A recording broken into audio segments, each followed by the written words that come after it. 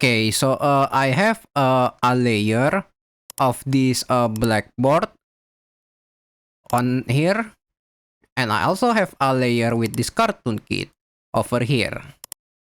What if I want to put the cartoon kit over to this blackboard, but I want him to appear only where the blackboard here is visible. So anything that goes outside of this blackboard, he will be any part of him that is outside the blackboard, then it will be kind of cut off. Well, what we can do is we can actually drag the cartoon kit layer into the pixels, into the blackboard layer. And hover your mouse until you see this place inside tooltip. And when you do, that will put the cartoon kit over to inside the pixels blackboard layer. And we can see that it is inside the blackboard layer by the fact that there is a little indent on the cartoon kit layer just below the pixels blackboard. Oh, and the fact that there's a tiny arrow over here.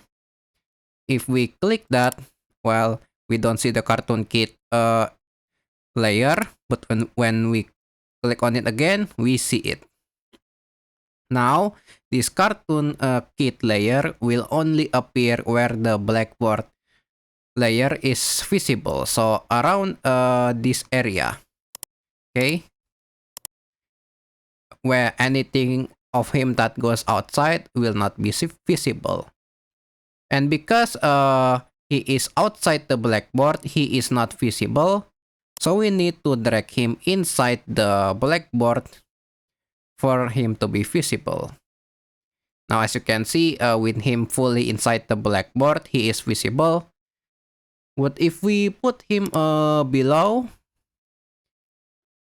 here, where his legs will be out of the blackboard? Well, those legs will just be cut off. And this is called, wait a minute, a clipping mesh. Damn it, I shouldn't have used a blue color, sorry. Clipping mesh. Referring to this over here. And it doesn't have to be only one layer on another. Inside another, I mean, we can actually put a lot of layers inside another. So I'm going to put the layers containing the images of these kits over here and put them to the blackboard as well. And what that's going to do is that it's going to set a clipping mesh, and these kits, they will have a similar clipping mesh. So any part of them outside the blackboard, it is cut off. And here's something crazy. We can put these layers inside of a layer that is already inside of another layer. So for example, we can put these kits over here and put them inside this cartoon kit layer. And now we have 3 levels of clipping mesh. For these 2 kits, they will only be visible where the cartoon kit is. See?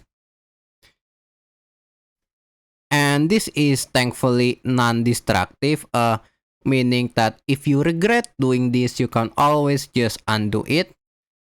And you can undo it by dragging the layer outside. So maybe like around here. You just have to drag the layers all the way up. And you will know it will be out of the layer when you see this blue line above the layers or below the layer. Now they are not inside any other layers. They are not bound to any clipping mesh anymore. So if I want to take this cartoon kit outside of the blackboard, I can totally do that. just put him outside of the blackboard until I see this blue line. And voila. Now I can drag him anywhere. He is not stuck to any clipping mesh. And of course, these kids as well, since they are no longer in a clipping mesh. But here's the thing. I said earlier in the video that if I want this cartoon kit to be visible only where the blackboard layer is visible, I can just put him inside the blackboard's layer. Right? I do apologize, but that was actually a bit misleading. The layers don't actually have to have anything visible for it to be able to do clipping mesh. And what do I mean by that?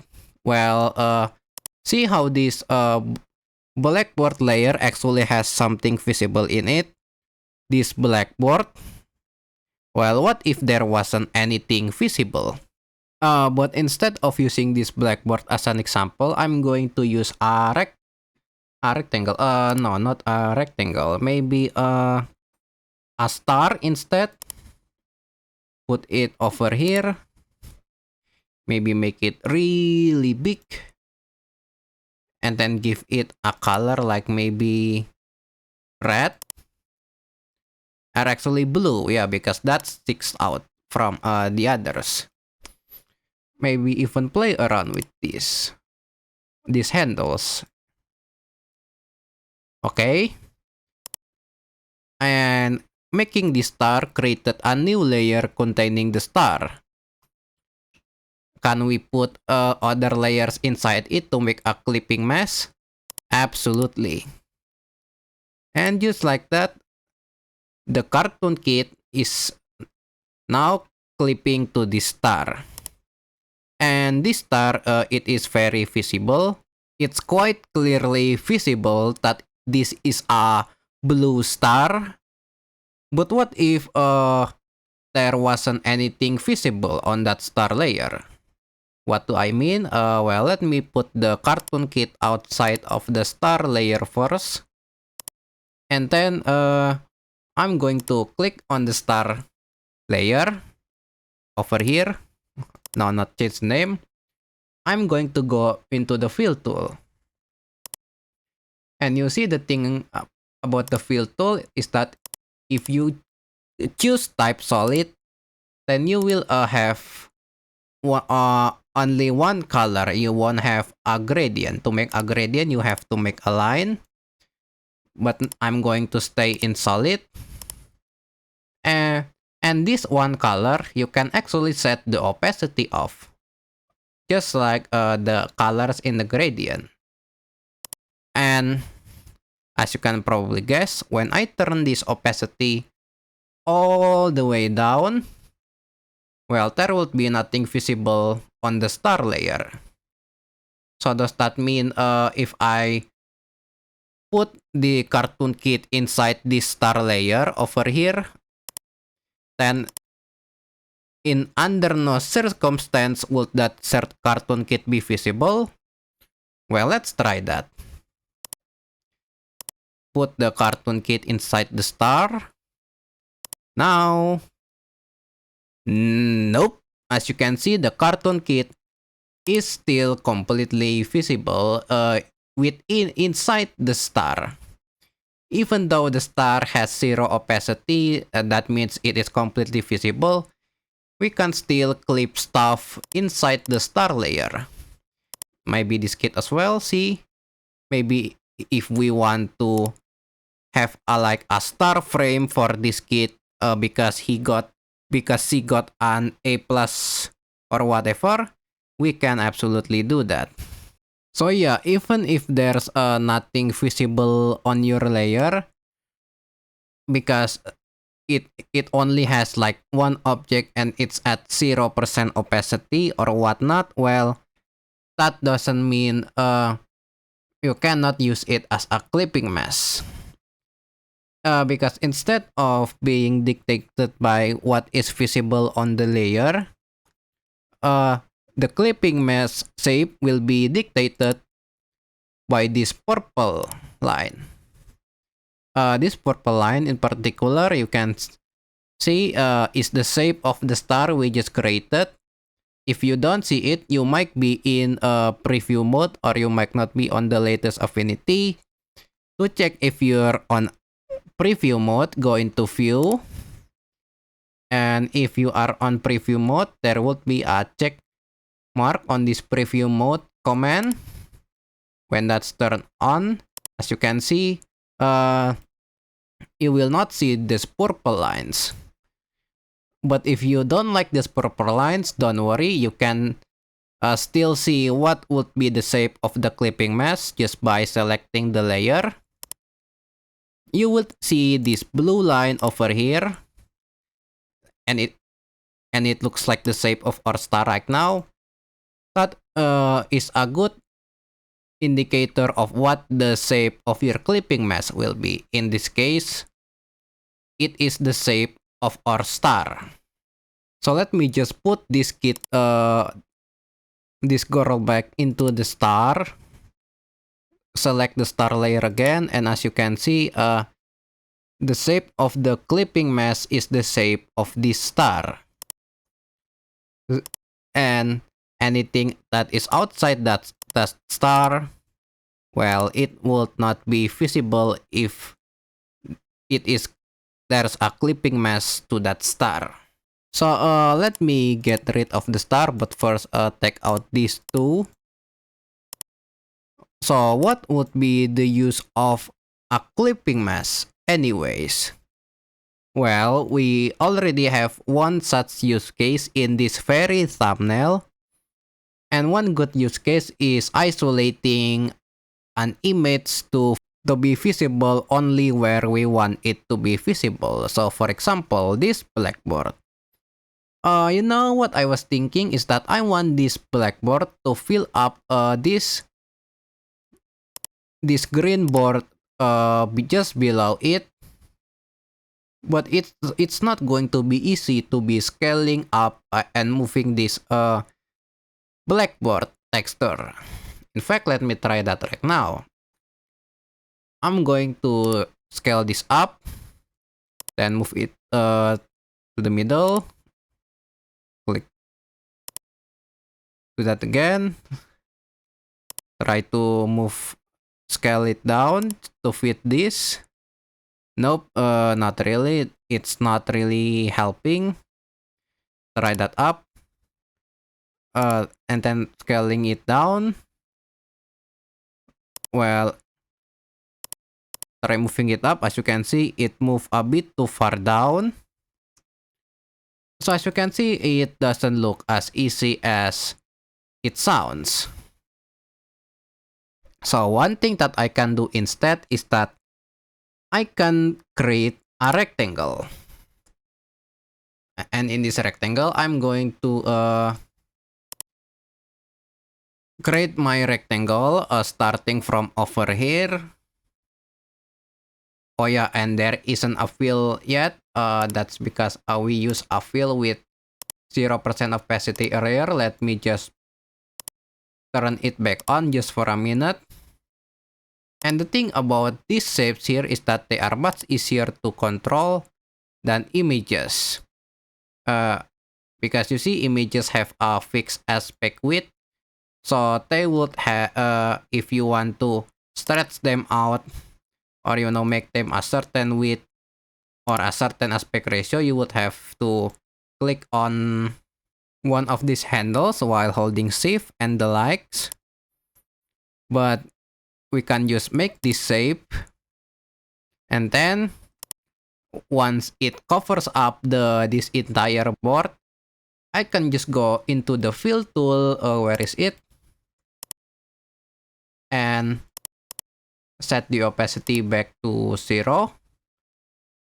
Or I can just use none.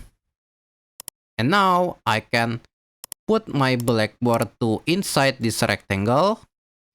And now I can scale it up a little too much, and no need to worry because the clipping mesh will simply take out any of the blackboard that goes outside this rectangle that I set to cover the green board.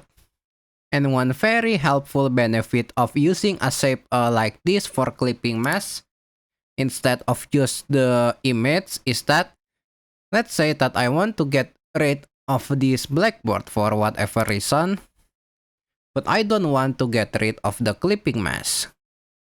Well, since I only got rid of the image and not the rectangle I use as a clipping mesh, I can still put other layers inside this rectangle, and that clipping mesh isn't gone, it's still there. I'm going to bring back the blackboard by undoing that. So why should we isolate a blackboard texture like this to the green chalkboard below? I mean, there's already a chalkboard texture here, right? Well, let me just hide this layer by clicking on the eye icon over here, which will toggle the visibility of the layer. It will not delete the layer, but just toggle the visibility of it. And now let me put this kit to the board. And this image of the pizza, maybe for this realistic pizza, let's put that to the side for now, just for a while. And do you feel like there's anything wrong with this? Well, here's what I can think of. In this blackboard, in this green board, well, there's some texture in it. So theoretically speaking, if I draw something on that chalkboard, then I would expect to see texture on that drawing as well, right? That includes a drawing of a cartoon kid like this. There should be some texture, but as you can see, the cartoon kid, he is completely clean. That's where blending modes come to save the day. So I'm going to put this rectangle with my blackboard above the cartoon kit. And what I'm going to do next is, do you see this drop down here? And the current option says normal. Those are the blending modes. And blending modes basically dictates how layers interacts with other layers below it. So when it is at normal, so the default blending mode, it's not going to do anything special. It's just going to place that layer above the layers below it. So if this layer is above the cartoon kit, for example, it's going to completely cover up the cartoon kit and anything else below it. But we can change that by changing the blending mode. So for example, if we change these blending modes to something like color, for example, well, as you can see, what that is going to do is that it's going to burn in the color of the blackboard into the layers below it using in this color blending mode. If I change this to something like soft light, for example, well, as you can see, it's going to not be completely visible. It's going to be, as the name implies, it's going to be soft, like a light. And if I set this to, actually, let me just put this to normal. I think it would be much more clearer if I instead make a rectangle covering this entire canvas. Use a fill tool to set the type to maybe pink, for example. Okay, pink. And put this pink rectangle above all the other images. Now I'm going to set my blending mode from normal to color. And what that is going to do is that the color blending mode will basically burn the colors of the current layer into the layers below it. So if I go hit on color over here, well, as you can see, it's going to burn pink into the entire canvas. It's kind of like seeing the world through pink tinted glasses, and that's just one of the many blending modes that will dictate how layers interact with the layers below it. And the very good thing, that one of the best things that you can do with these blending modes is that you can use them to burn in the texture of a layer to the layers below it. Do you see where I'm going with this? Well, notice that this blackboard texture, which is currently clipped to the rectangle, it is above the cartoon kit and the image of the pizza. And if we turn off the layer just for a while, as you can see, they have no texture yet. But what happens when I turn it back on and I play around with the blending modes, which in Affinity we can do just by clicking on the blending modes drop down and hovering our mouse over it's one of these blending modes, and it will kind of preview what that layer would look like with that blending mode. And as you can see there, many of these blending modes, they help us kind of burn the texture of the blackboard into the layers below. So as you can see, let me just go with Heartlike for a minute. See how there is now a texture on the cartoon kit and on the image of the pizza? Now this actually makes sense, because it would not make sense if, for example, there is textures on the chalkboard below, but there is no texture on whatever is drawn on that chalkboard. But with blending modes, we can just simulate that texture by putting that texture above the other layers. And by the way, this might seem like it is too strong, but don't worry, because we can just set the opacity over here, which is how visible the layer is, and just turn it down a little. And as you can see, that already looks so much better.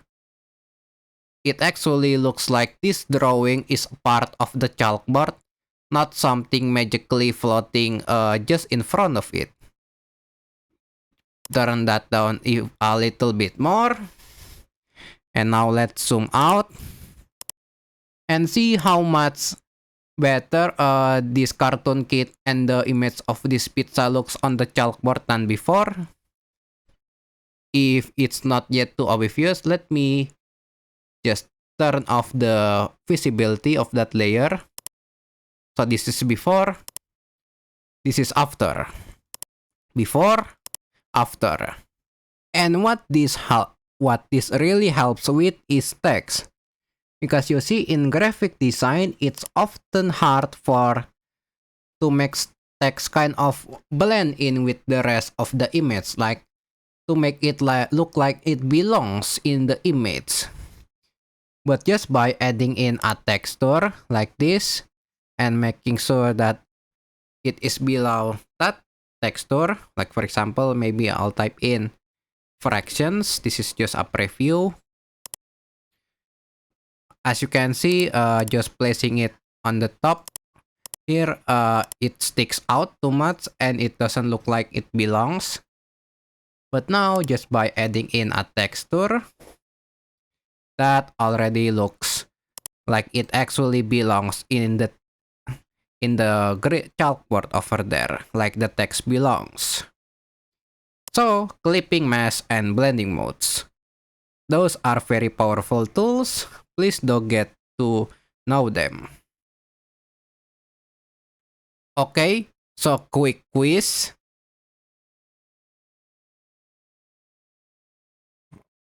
What are clipping masks and how do you set one up?